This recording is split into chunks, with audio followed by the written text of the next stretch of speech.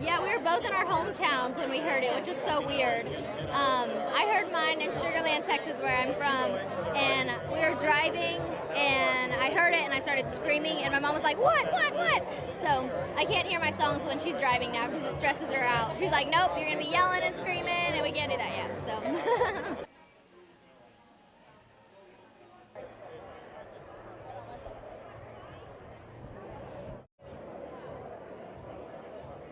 It was my first song I ever had recorded by this new artist at the time. Her name was Reba McEntire.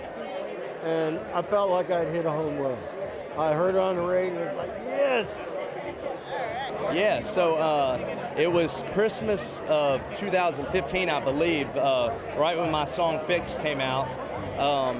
I was at home for Christmas break visiting my family in North Carolina, and my mom sent me to the grocery store to get something for a Christmas dinner she was making, and I heard Fix for the first time on the radio on a hometown radio station, which was the coolest moment ever for me. I was in a cab when I heard the first time, and the cab was like totally taking it in because I was freaking out. I had him pulled to the side of the road, and I was high-fiving everybody, and he was completely enjoying it, and then I realized he had the meter running. So he was probably like, we can do this all day. I'm fine with it. I do. I was in Murfreesboro. I had just come back from Nashville. I think I was actually writing here. My first co-write ever was in the BMI building. Somebody met me and they're like, we should co-write. And I was like, I don't know how to do that. And they're like, well, meet me at BMI and we'll get a room. But it was so funny. I was driving home and the song came on. It was my first single, a song called Drinking Me Lonely. And I pulled over and recorded it on the radio scrolling by. Very, very nerdy, but it was a cool moment.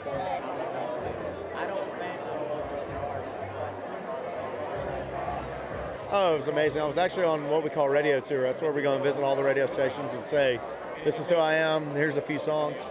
I was going from Birmingham, Alabama to Chattanooga, Tennessee, and Cowboys and Angels came on, and it was amazing. I was there with a lot of the guys and girls that I'm still with, my record reps and some folks from the label. I'm on the phone with mom and dad, screaming, crying. It was amazing.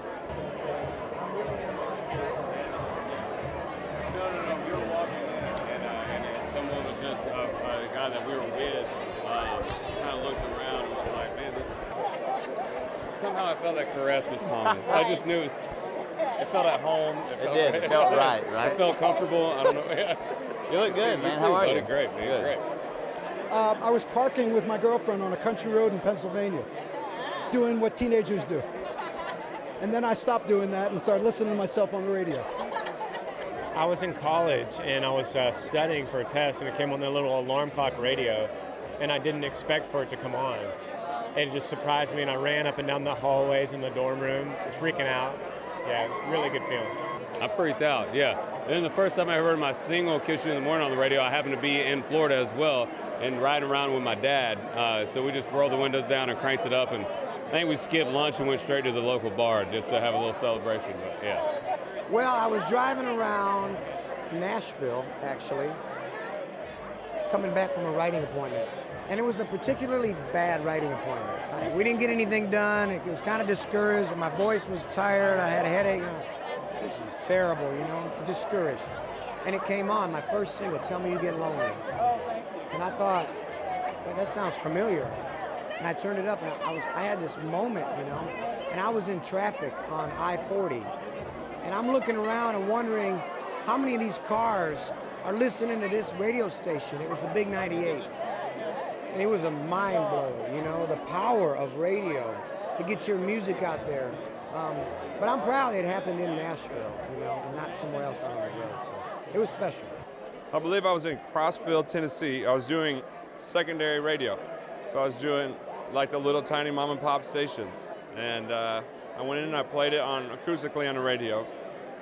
And then they were going to play it right after I played it live, and then they were going to play it on air after I played it. So we went and grabbed lunch real quick, rushed to get back in the car, and there it hit the radio, and I was eating like a sandwich, and I just literally froze.